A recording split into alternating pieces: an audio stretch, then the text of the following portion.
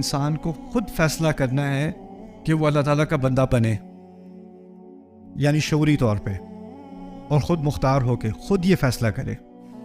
اس پہ یہ فیصلہ کسی کی طرف سے مسلط نہیں کیا جا سکتا. لا اکراہ فی الدین. دین کے معاملے میں آپ کسی پہ زبردستی نہیں کر سکتے، جبر نہیں کر سکتے، فورس نہیں کر سکتے. آپ جتنا بھی بچے کو فرض کرے تربیت کر لو، نماز پڑھو نماز پڑھو نماز پڑھو نماز پڑھو، ابھی اس پر نماز واجب نہیں ہے، اس کی عمر نہیں ہوئی. ایک دفعہ اس کی عمر ہو جائے اور پھر وہ آپ کے ڈانٹنے ڈپٹنے سے نماز پڑھے، اس کی نیت کیا تھی؟ نیت کرتا ہوں 4 رکعت نماز امی کی وجہ سے، اللہ اکبر. یہی نیت تھی نا. ہمارے دین نے کیا سکھایا ہے؟ اعمال کی بنیاد، اعمال کا دار و مدار کس چیز پر ہے؟ اگر آپ کسی کو فورس کر رہے ہو تو اس کی نیت اللہ کی تھوڑی رہی. نیت تو آپ تھے نا، نیت تو کسی کا پریشر تھا. تو شروع سے ہی اللہ تعالیٰ نے کیا کہا ہے، یہاں تک کہ اللہ، کیونکہ وہ رب ہے، وہ فورس کر سکتا ہے، وہ زبردستی بھی کرا سکتا ہے.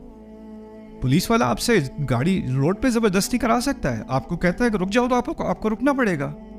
آپ کو اشارہ کرے گا رکو گاڑی، آپ کو روکنی پڑے گی. سلو کرنے کو کہے گا سلو کرنی پڑے گی. اللہ تعالیٰ بھی اسی طرح آپ کو رکوا سکتا ہے، اور اگر نہیں رکو گے تو اس کے ساتھ کانسیکوینسز ہوں گے، اس کا کوئی نہ کوئی نتیجہ اسی وقت آپ کو اس کا سامنا کرنا پڑے گا.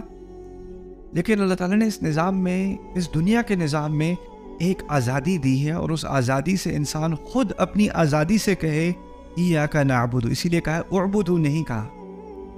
اعبدوا کہا ہوتا اچھا آپ عبادت کرو، وہ حکم ہوتا ہے اللہ تعالیٰ کی طرف سے. لیکن ہم نے الفاظ استعمال کیے ہیں ایاک نعبد. اللہ تعالیٰ نے اب ہمارے الفاظ کو قرآن کا حصہ بنا دیا، ہم تیری عبادت کرتے ہیں. یہ بھی ایک عجیب بات ہوئی. پہلے الفاظ اللہ تعالیٰ کی طرف سے ہیں، الحمدللہ رب العالمین الرحمن الرحیم مالک یوم الدین. اس آیت میں اللہ تعالیٰ کی طرف سے آیت تو ہے، لیکن الفاظ کس کے ہوئے؟ اگر ہم کہیں ہم تیری ہی عبادت کرتے ہیں تو کس کے الفاظ ہوئے؟ ہمارے الفاظ ہوئے.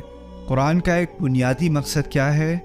اللہ تعالیٰ اور ہمارے درمیان ایک بات ہو رہی ہے، ایک مکالمہ ہو رہا ہے، اور اب ہمیں اس مکالمے کی شروعات ہو گئی ہے. اللہ تعالیٰ کچھ کہتے ہیں پھر ہم کچھ کہتے ہیں، اللہ تعالیٰ کچھ کہتے ہیں پھر ہم کچھ کہتے ہیں. جس طرح آپ کسی کی بات سنتے ہو اور آپ بات سننے کے بعد آپ کا رد عمل ہوتا ہے نا، پھر آپ اس کا جواب دیتے ہو. آپ کے ذہن میں کوئی بات آتی ہے تو آپ کہتے ہو. اللہ تعالیٰ اب ہمیں سکھا رہے ہیں، جب اللہ تعالیٰ کوئی بات کرتے ہیں تو آپ کے ذہن میں، آپ کے دل میں کوئی بات آنی چاہیے، اور وہ آپ کے منہ سے نکلے گی. تو جو بات نیچرلی منہ سے نکلے گی اس فاتحہ کے اندر، وہ کیا ہے؟ ایاک نعبد.